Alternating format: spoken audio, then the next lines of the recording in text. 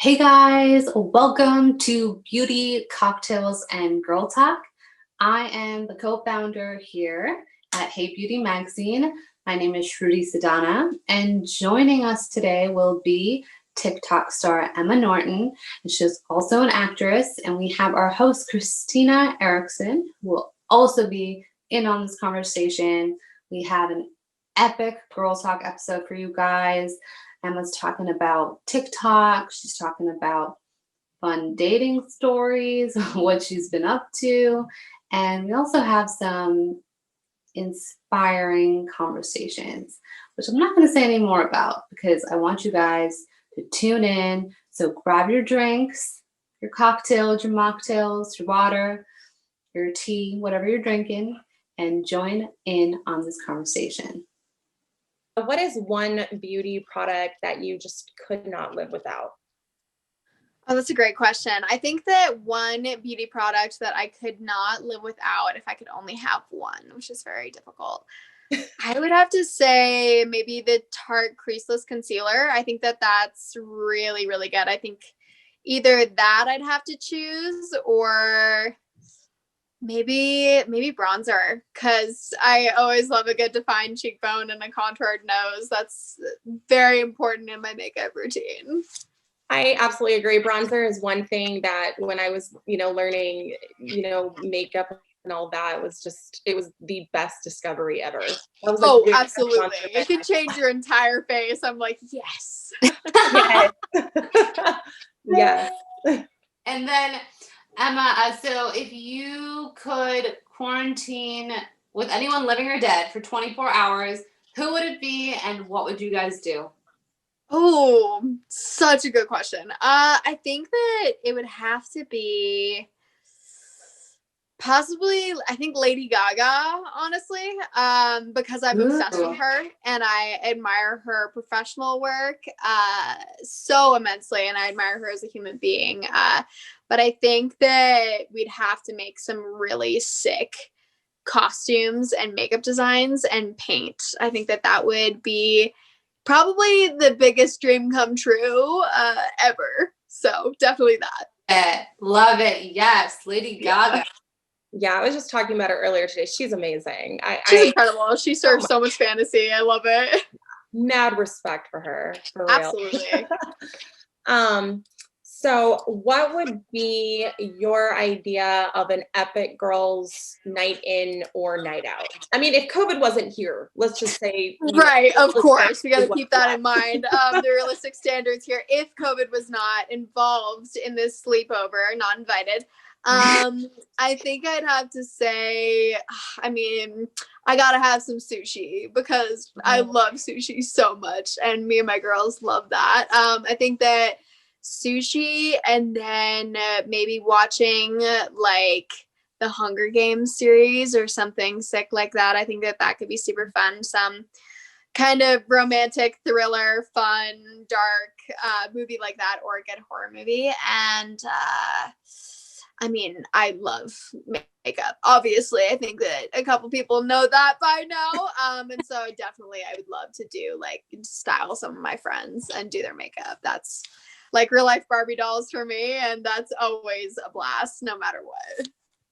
I mean, your makeup looks so good. Did you learn how to do it, or that's something you just had like a passion for?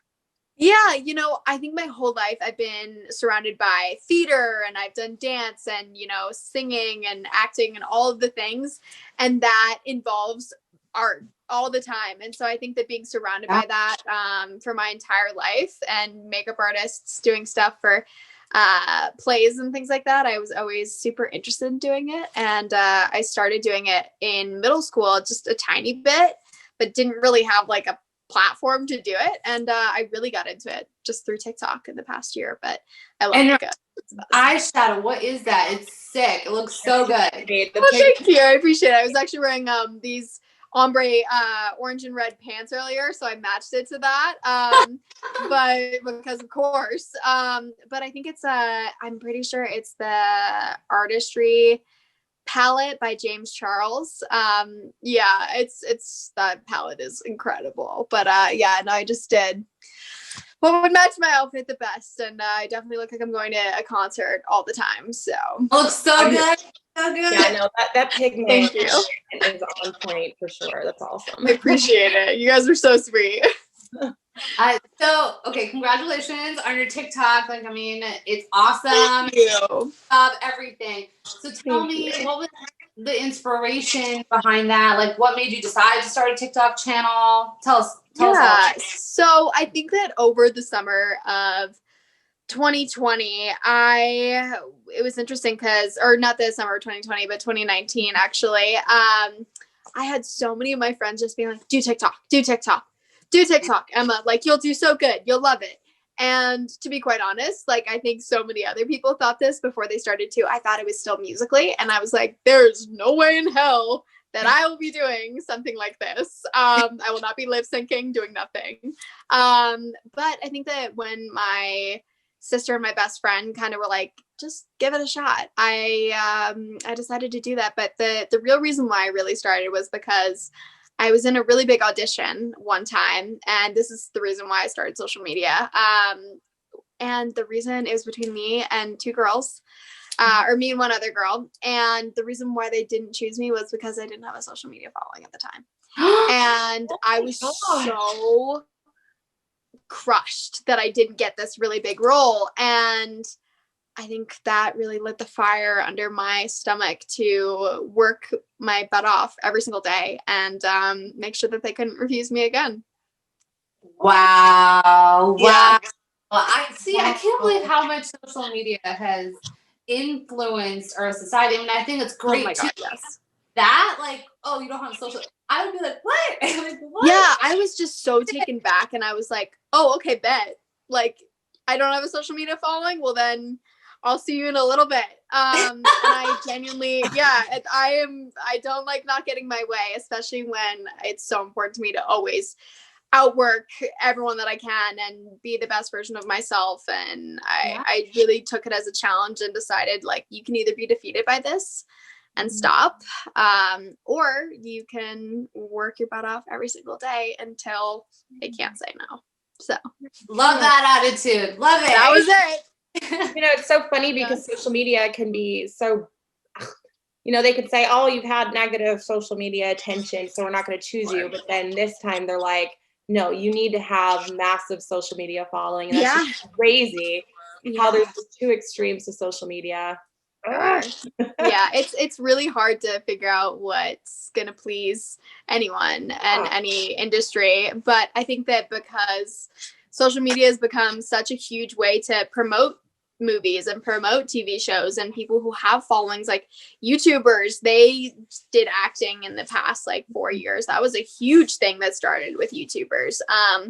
And it was because of their platform, because they could promote it and their fans wanted to watch.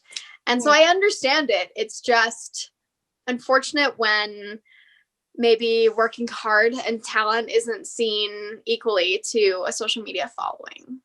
Yeah, exactly. No, which is not one and the same always. No, most likely. Yeah. Definitely not. Yeah. Mm-hmm. So speaking of like social media and TikTok and all of that, what kind of videos can your fans expect from you next? Yeah, I think that I've been recently inspired by a friend of mine named Noah. But I am really obsessed with DC and Marvel. That's always been a huge part of my life. And I've done lots of content as Harley Quinn, and that's someone that people think that I look like. So I've done stuff like that. It was my first viral video. But I would love to be able to explore that content a lot more and do a lot more cosplays and looks and concepts inspired by that. But a lot more style things, a lot more of what you've already seen, just a little bit more spice, probably, I'd have to say. We're always keeping things spooky here, too. It's always Halloween every day for me. No, that's awesome. I love that. Harley Quinn. Like, totally play that role. Yeah, I know. I've done a bunch. I did a very recent video actually just as her, which was super fun. But yeah, it was funny. I went on Omegle one time with a friend, which is this place where you can go and just randomly meet strangers online. It's just kind of a fun, silly thing. And when I tell you 1 in 3 people or 2 out of 3 people were like, you look like Harley Quinn. And I didn't even say anything. It was super funny. That's awesome. I could definitely see it. As soon as you said DC and Marvel, which I'm a mega nerd, I nerd out on DC Marvel. Oh my gosh, yes. I thought, oh my God, like, you know, it just kind of hit me. I was like, what is she? Okay, like obviously I know who you are and where you're, you know, where you're from, but I was like, there's something else she reminds me of. And then as soon as I was like, oh yeah, there it is. It's a pretty common thing that people say to me. People have come up to me at the airport that don't even know my content too, and just strangers. It's always said, and I have a fake tan on right now. But normally when I'm pale, I look even more like her. So that's super fun. That's a fantastic tan. Thank you. I appreciate it. It's fake, but I like it. But which one is it? Because I had no idea. Yeah, no, it's actually, I love this stuff. It's actually, it always looks so good and not orange, and that's hard to find in a fake tan, but it's Loving Tan, and they send me stuff, and I'm so grateful to them. And I always come out looking not orange and tan, and I look like I went on vacation, and I'm all about that. Fantastic. I had no idea until you just said it, and then I'm like, oh, well, I'm glad you didn't know. That's the point. That means it's a good tan. It's our blonde hair, blue eyes, so we are so good at being pasty and need that. Yes, very much so. I'm about as white as snow gets. Yeah. Yes, for sure. So you're also an actress, of course. So tell us, what are your upcoming projects? Like, what's a dream role that you want to play? I know you said Marvel, so tell us. Yeah. You know, I think as of right now, it's hard just because of COVID, and there's so many sets that are closed, and things are starting to come back up again. And I definitely have worked so hard to make so many connections with my agency, with different networks and things like that. And I think that as I've gotten older too, it's easier because I've always looked a lot older than I actually am. And so it was hard to get cast in some things just because of that. Because they'd want to cast me as like a 20-year-old, and I'd be like 15 or something at the time. And I'd be like, well, we can't do that. But I don't have anything currently, but I'm definitely working and talking with a bunch of different people about some upcoming things, hopefully. So get back to me on that one. But as far as a dream role, it has to be something with DC and Marvel. I mean, I would kill to be in like the next version of, let's say, Black Cat or Black Canary, or anything to do with DC and Marvel, playing a really badass, powerful woman. In any of those movies is just such a dream and a privilege, and something that I would take so seriously. And it's gonna happen, though. It's gonna happen. Like, it just thank you. I appreciate it. We're working towards it. You have to manifest it. You have to manifest it. Thank you. No, I am. Trust me. It happened since the day I came out the womb. The day you came, seriously. No, yes. I totally feel you there. Oh my God, I would get anything to be on a woman movie or something. Absolutely, yes. So to shift gears just slightly, okay, so you are part of the organization Brought to Reality, which is Streetwear for Cause, and it helps raise awareness on preventing teen suicide and mental health. First of all, I just want to tell you like how beautiful and inspiring that is. Teen suicide. Actually, I know somebody who just lost their friend to that as a teen, like 2 days ago. And just mental health. It is such a stigma in society that's becoming more, brought out into the world and like more spoken of, whereas before it wasn't. How did this opportunity come about? And could you share like a challenge, whatever you feel comfortable talking about? Absolutely. I don't know how, open you like to be. I'm as open as I'm an open book. Trust me. You can ask me anything. No, I understand. Like, I'm totally for talking, openly about even my own mental health challenges as a teenager. But if you had something like that, how did you overcome it? And what did you learn from that experience? Yeah. I have always been very deeply connected to the importance of what it means to support the people around you, especially when it comes to mental health, and that there is never enough times that you can say I love you to the people that are around you, because you never know when that last opportunity would be, if that's because of mental health or because of anything. The unexpected things that happen in life are so difficult to manage. And I think that throughout my childhood and growing up and becoming a teenager, I very much struggled with anxiety and depression and with body image and with so many different challenges that I know millions and millions of other kids also struggle with. And I think that what's so difficult about experiencing anxiety and depression is that oftentimes it's very isolating, and it makes you feel like no one else understands, or like no one else is experiencing the same thing that you are, or there's no one else like you or someone that will appreciate you. It brings you into this very dark hole, and it absolutely did with me numerous times around my life because of losing people to suicide myself, and because of so many different things. And I think that when I realized that, you know, just because I might look a little different and I'm a little more colorful than maybe some people around where I'm from, or I don't like all the same things, or, you know, I am so much more worthy than I gave myself credit for. That was really what took me out of it. And I think that expressing to the people that really loved me for me and all of me, expressing to them that I wasn't okay, and that was okay, as cheesy as that sounds, and how often that's repeated. It's a message that I will forever be repeating, because I was in a very bad place, and I had to be brave enough to let go of the things that weren't serving me anymore, and the people that I couldn't forgive, that never apologized, or the things that happened that I couldn't change anymore.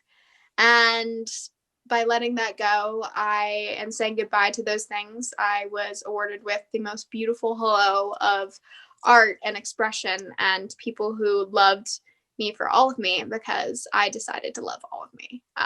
And that was really probably the most important thing that's ever happened to me in my life. And I want the exact same for everyone else, despite their mistakes, despite where they're from, how they look, whatever way, shape, form, circumstance you come with. Everyone deserves to get help, always, because we all need it at some point, and that is a reality that I want everyone to understand.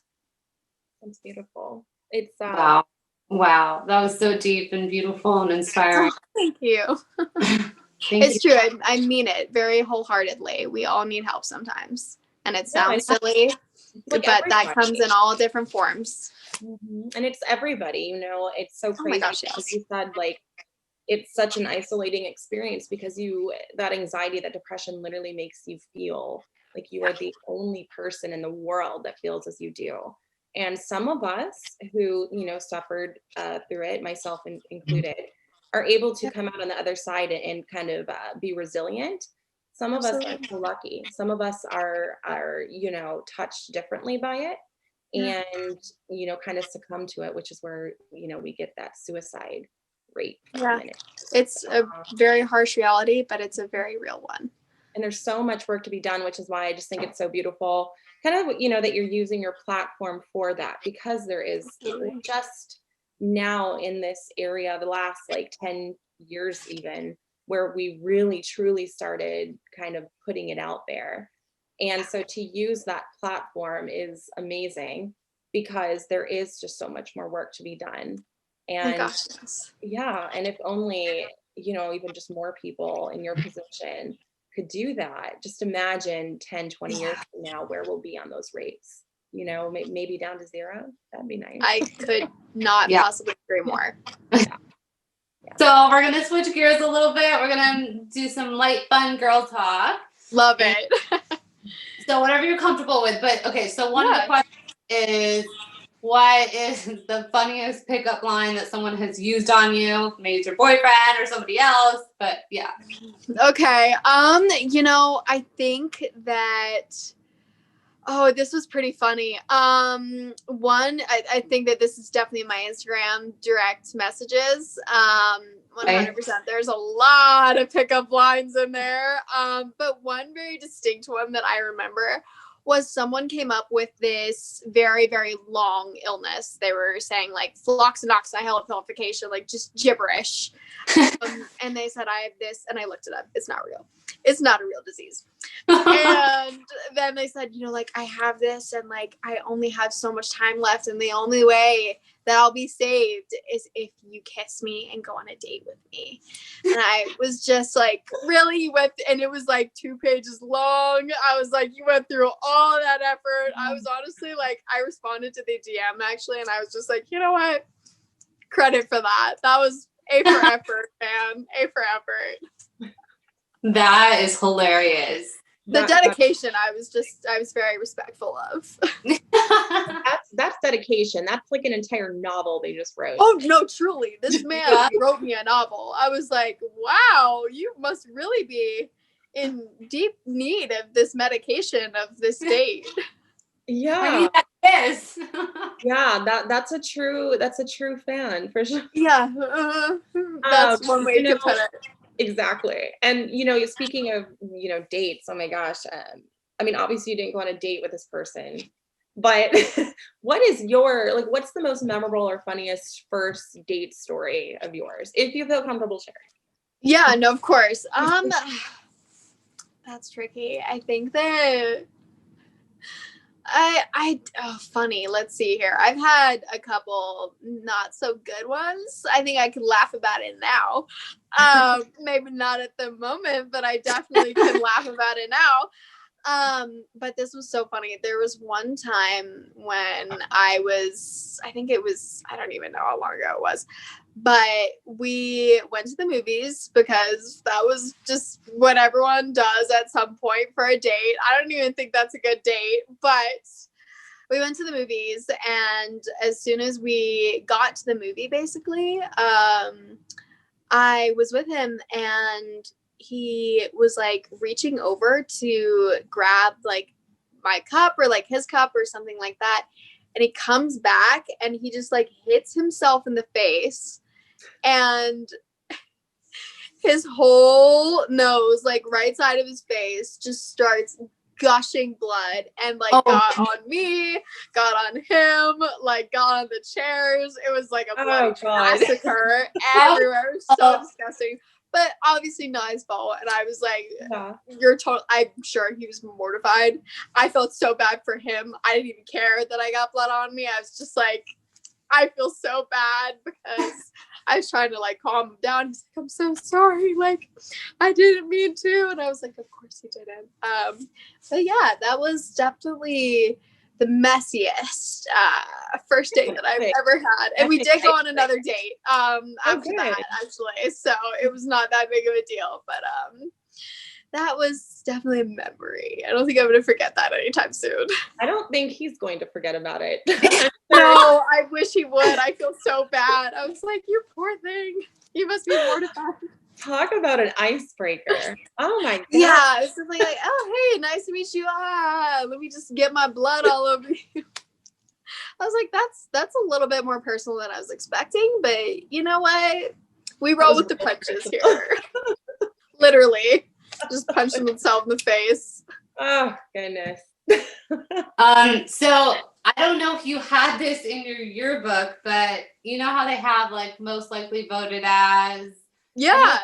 Yeah. Okay. Did you have that in your yearbook? I think I did. Yeah. Uh-huh. I'm pretty sure. Or what do you think you would be voted as if you don't remember? I do remember what I got voted for. The thing that I got voted for was most likely to be a beauty guru. Oh, yeah. Oh, there it is. that is like you. Yeah, so I was like, well, I mean, y'all were right, so I guess that's what I am now. But yeah, it was really funny that was what I got voted for. I think that my entire life, I've always just been very extra with makeup, with how I dress, I love public speaking, all of those things. And so I guess it just made sense, and clearly it still makes sense. That's so awesome. But it's like true. It's you know, you are. Yeah. The other things. Christina, you want to close it off? Yeah, sure. So our final question would be, I love this one. It's my favorite. Never have I ever. Ooh, there we go. It's hard. I know. Take your time. It's difficult. Yeah. If somebody asked me this pop question, I'd be like, oh my God. And I'd Yeah, probably no, actually I can think of one. Let's see. Never have I ever had a bloody nose. What? Oh, drop That's mic for that guy. lucky. Yeah. No, not to call him that again, but We're gonna never knock have on, I I'm gonna ever knock had on a wood bloody for nose. you over here. Yeah. Yeah. People always are shocked when I say that one, so I always have that one in the back of my head because I genuinely think every time I've played Never Ever Ever, that's the first one I always say, and people go, I'm like, wait, how have you never been like just clocked in the nose? I mean, I don't know. Maybe I just like haven't given reason to like be hit in the face. I don't know what to say. Yeah, that's a good thing. Weird enough. I know that sounds strange. Yeah. Or like ran straight into a door. Yeah, which I totally have done that, not gonna lie. It's not I your definitely nose. have. And it just, I guess my nose is made of some built different. I don't know. Yeah. Oh my gosh. Thank you so much, Emma. This is so much fun. Yes, this was a blast. Thank you guys for having me. I honestly had such a good time, and you guys are both lovely. Thank you. And you are gorgeous. Just, Thank you. You're welcome. Inside and out. Inside and out. Keep doing what you do. And Thank you. I'm working hard. You guys, I'm sure you are too. We all are. Rally. Absolutely. Especially with everything going on in the past year. Right. We got to. But we will persevere. We will get through this. Absolutely. Yeah. Couldn't agree more. Only attitude to have. Yeah, exactly. Yes. Well, I hope you guys have a wonderful rest of your day. Seriously. Thank you. Colorado. Yes. All right. Bye, guys. Bye. Bye. Wow. Can I just say that Emma Norton is #goals in every single way. She is so beautiful and inspiring inside and out. I really, really admire her confidence and how outspoken she is and how confident she is and how she's just authentically herself. I mean, that is such a beautiful quality to have because I feel like sometimes people can be afraid to be themselves. But as you can see in this interview, Emma was so open, she was laughing, she was just being herself. And we love that and we encourage it. And also talking about a really challenging topic, which is mental health and suicide, which is not easy for people to talk about. So I really admire her bravery and openness and her compassion and how wise she is and how much she wants to help people. So thank you guys for watching and make sure to stay tuned. We have some great episodes coming up and have a blessed week and be safe and see you guys soon. Cheers.